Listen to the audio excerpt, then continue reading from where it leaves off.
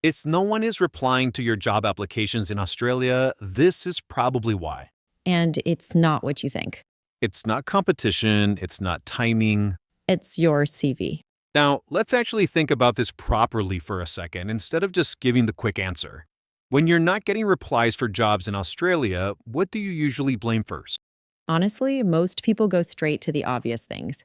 They blame competition, they blame timing, they tell themselves there are loads of backpackers applying for the same roles, or that they've just arrived and don't have Australian experience yet. Yeah, exactly. That's where your brain goes straight away. And it makes sense because it's a more comfortable explanation. You tell yourself, it's probably not me, it's just the situation I'm in right now. It's a defense mechanism, really. And to be fair, sometimes that is partly true. Sometimes it is competitive. Sometimes you're in the wrong area. Sometimes you've just caught a slow period where businesses just aren't hiring. But if that keeps happening, if a few days turn into a week and then a week turns into two and you're still not really getting anything back, not even a no thank you, that's when you have to stop and ask yourself a slightly uncomfortable question. Yeah, and it's not a question people like asking because the answer might be something you have to fix yourself. Which is my CV actually helping me here, or is it quietly making things harder without me even realizing it? And that's something loads of backpackers don't properly think about because most of the focus is always on where to apply, how many jobs you've applied for, what websites you're using, whether you should be applying online or walking into places. It becomes all about the action and not the quality of what you're actually sending. Right, it's the quantity over quality mindset. But almost no one really sits down and looks at the tool they're using for that action, the thing they're actually handing over, the thing that's supposed to represent them when they're not physically there. Exactly, and that CV, whether it's digital or printed, is often your first impression. And the key thing to understand is that impression happens very, very quickly. Like, genuinely quickly. We're not talking about someone sitting down with a cup of coffee and carefully reading every line you've written. No, it's more like a quick scan, a glance, maybe 5 or 6 seconds at most.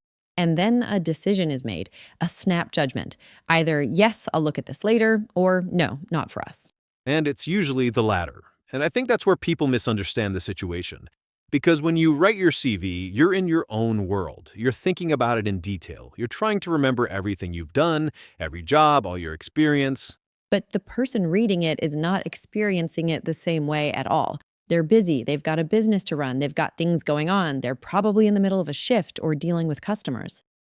So your CV needs to work in that environment. It needs to work when someone is distracted and short on time. It has to be optimized for a quick scan, not a deep read. And in a second, we'll show you the exact CV that finally worked for us. So, in this episode, we're going to break down the exact CV that actually helped us get a job in Australia, but more importantly, we're going to unpack the thinking behind it. Because it's not just about copying a format, it's about understanding why it works and why what we were doing before didn't really work as nearly as well as we thought it did. Because if we're honest, our original CVs looked pretty good, on the surface at least. Yeah, on paper, they look solid. We had all the right section. 2 pages, loads of detail, full work history, bullet points for every responsibility, everything included. And if someone had asked us back then, we would have said, yeah, that's a strong CV. Definitely, we would have defended it. We would have said it shows how much experience we have. But that was actually the problem. Yeah, we were trying to impress. Instead of trying to get hired, And this is where almost everyone watching this right now is going wrong. And those two things sound similar, but they're completely different. Let's break that down. when you try to impress, you naturally add more detail. You add more explanation, more information. You use complicated language from your old corporate job. But when you're trying to get hired, especially for backpacker jobs, you need to do the exact opposite. You need to simplify things, make them clearer, and make them incredibly easy to understand in seconds. And that was the mindset shift we didn't understand at the start. Because it feels counterintuitive, doesn't it? It feels like you're making your CV worse by cutting things out and making it simpler. But actually, you're making it stronger because you're making it more effective for the person who's actually reading it.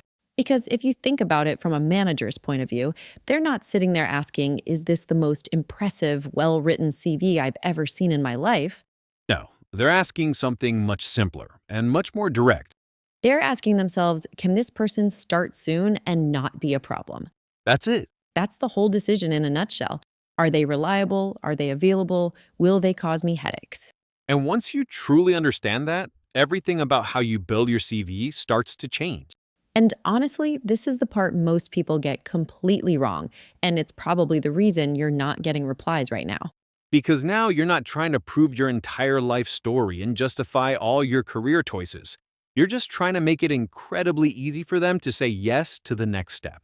So let's talk about what actually worked for us, the practical changes. And this one change alone made the biggest difference.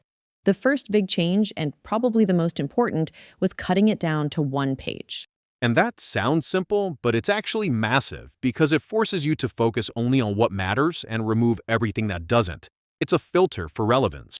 Then the top section, just the essentials: name, Australian phone number, email, that's it. And that Aussie number is huge. It sounds like a small thing, but it makes you feel more local and easier to contact. No friction. And when employers have dozens of CVs, they will always choose the path of least resistance. Anything that makes things easier for them matters. Then we have the profile section. This is not a long, waffling paragraph.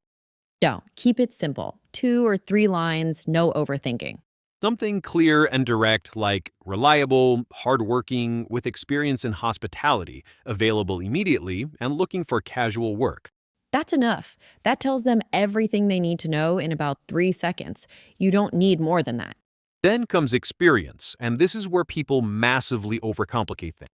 Because they feel this pressure to explain everything they've ever done in every job in minute detail. But they don't. They just need to show they can work and that they are reliable. Retail, hospitality, cleaning, laboring, it all counts. It all shows you can turn up and do a job. And the key is to keep the description simple, Job title, the name of the place you worked, and one short, simple line. not 5 bullet points, not long paragraphs, no over-explaining.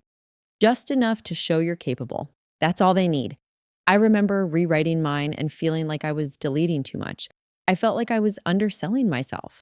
Yeah, same here. It's a strange feeling. It felt like I was making it worse, less professional, But you are actually making it better. because you were removing noise. You were making the important information stand out. And noise doesn't help you get hired. Clarity does. And this is the biggest thing to understand. This is the core message. Your CV is not there to impress. It's there to get you into a conversation. That's its only job. And once you understand that, everything becomes easier. You stop overthinking, you stop worrying about perfection, and you start making it practical and effective. Because the frustrating part is you can be doing everything else right, and this one thing can still slow you down massively. So if you're struggling right now, don't just apply more with the same setup that isn't working. Take a step back, fix your CV, simplify it, make it clearer, and make it easier for someone to say yes. And then combine that with actually getting out there and speaking to people. Because that's when things start moving. That's when you get momentum. So we've talked about what to do, which is super helpful. But what about the don'ts? What are some common mistakes you see on backpacker CVs that are instant red flags for employers? That's a great question. The biggest one for me is including a photo. In many countries, it's standard practice, so people just use the same format. But in Australia, it's not common and can actually work against you. It can introduce unconscious bias, and many hiring managers will just skip a CV with a photo to avoid any issues. Right, that's a big one. Another is listing irrelevant skills. Your experience as a marketing manager or a financial analyst is impressive, but it's not relevant for a cafe or a construction site. Exactly. And a typo-filled CV is another one. It screams, I don't pay attention to detail. If you can't be bothered to proofread your own CV, why would an employer trust you to handle their customers or their cash register? And the thing is, none of these are massive mistakes on their own, but when you combine them, they make it much harder for someone to say yes to you. Let us know in the comments what you've changed on your CV that made a difference. Please like, subscribe, and share. And we'll see you in the next one.